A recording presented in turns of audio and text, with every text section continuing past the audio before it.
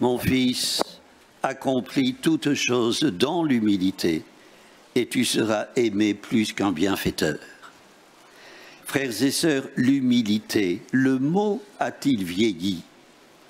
Sa fréquence d'emploi dans le parler quotidien paraît faible. En tant que vertu, est-elle reléguée, jugée de peu de prix?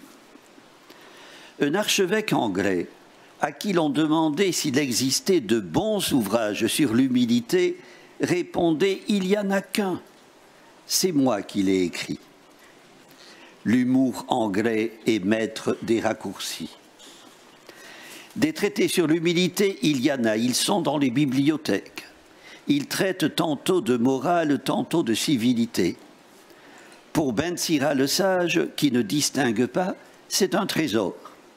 Pour Jésus, l'empressement des invités à choisir les premières places à la table d'un chef des pharisiens est l'occasion d'adresser deux avertissements.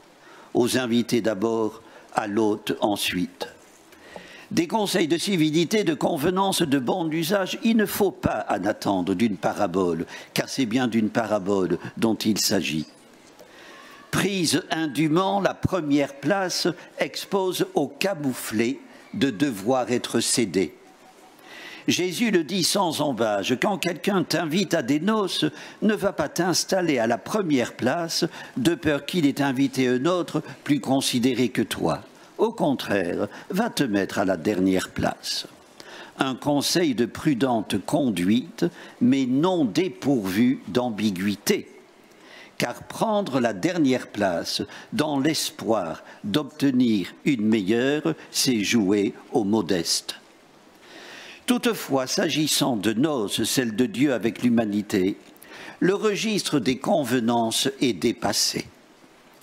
La sentence « quiconque s'élève sera abaissé et qui s'abaisse sera élevé » l'indique clairement, Dieu seul élève et abaisse. Cette sentence, Jésus la reprend de la sagesse rabbinique.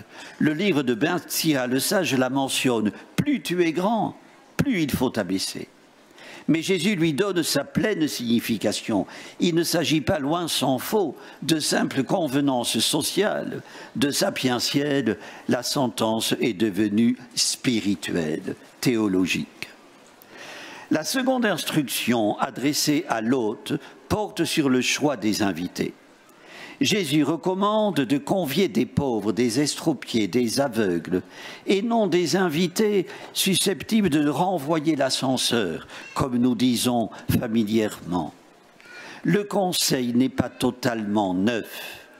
La raillerie populaire, la malice des médisants a tôt fait de se gausser des cercles de convives triés sur le volet. Mais ici encore, le registre est distinct. Jésus ne dénonce pas un travers social, il invite à le corriger par un chamboulement radical. Les 4 catégories qu'il énumère sont les oubliés de la convivialité des notables. Ils n'ont rien à rendre, mais rendent heureux celui qui les invite. Rien de paradoxal à cela. Envoyés par Dieu, Dieu sera leur caution, réglera toute dette à la résurrection des justes. Mon fils, accomplis toutes choses dans l'humilité. Entendons devant les hommes et devant Dieu.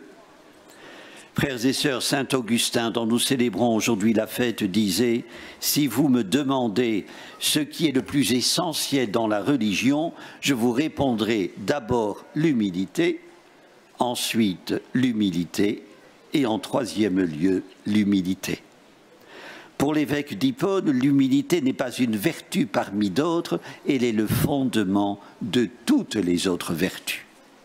Saint François de Sales enchérit, pour recevoir la grâce de Dieu en nos cœurs, il faut les avoir vides de notre propre gloire. Frères et sœurs, l'humilité nous perfectionne envers Dieu, si bien qu'on pourrait dire d'elle ce que disait saint Charles de Foucauld de la pauvreté, « J'aime l'humilité parce que Jésus l'a aimée ». On ne choisit pas la dernière place parce que c'est la dernière, mais parce que c'est celle qu'occupe le Seigneur, le point de rendez-vous qu'il nous donne pour que nous nous présentions au meilleur de nous-mêmes, dans l'accompli de notre service, dégagé de tout parti pris, de tout réflexe de rejet. Un père dominicain, le père Ambroise-Marie Carré, aumônier des artistes, raconte qu'au cours d'une tournée de conférences à l'étranger, il avait rencontré un homme de théâtre qui lui inspira, dit-il, une antipathie spontanée. Or, 2 ans plus tard, de passage à Paris, cet homme demanda à le rencontrer. Il lui raconta sa vie, un bel acte d'humilité, car on ne confie pas à un prêtre ses hauts faits, mais ses misères. Réaction du Père Carré, le cœur de Dieu s'empara de mon cœur. Une autre voix parlait par ma bouche, un amour qui nous rendait frères s'exprimait avec force et douceur. Frères et sœurs, dans ce témoignage, je perçois la conjonction de 2 humilités. Celle du pénitent qui se reconnaît pécheur et celle du prêtre qui, faisant taire son antipathie, ne se dérobe pas. Humilitas, c'était la devise épiscopale de Jean-Paul Ier, le pape au sourire. Avant-hier, nous célébrions le 44e anniversaire de son élection. Dimanche prochain, le pape François le déclarera bienheureux.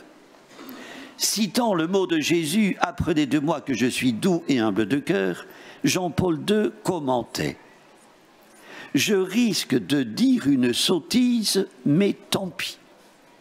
Le Seigneur aime tellement l'humilité que parfois il permet des péchés graves. Pourquoi ? Parce que ceux qui les ont commis, lorsqu'ils se sont repentis, restent très humbles. On n'a pas envie de se croire un demi-saint ou un demi-ange quand on sait qu'on a commis de grosses fautes. La remarque est profonde. Elle fait écho à saint François de Sales, l'humilité repousse Satan. Frères et sœurs de cette grotte de Lourdes où nous égrenons le rosaire, rassemblés autour de Marie, l'humble servante du Seigneur, puisons dans son humilité notre propre abandon à la volonté de Dieu. Amen. Prions le Seigneur.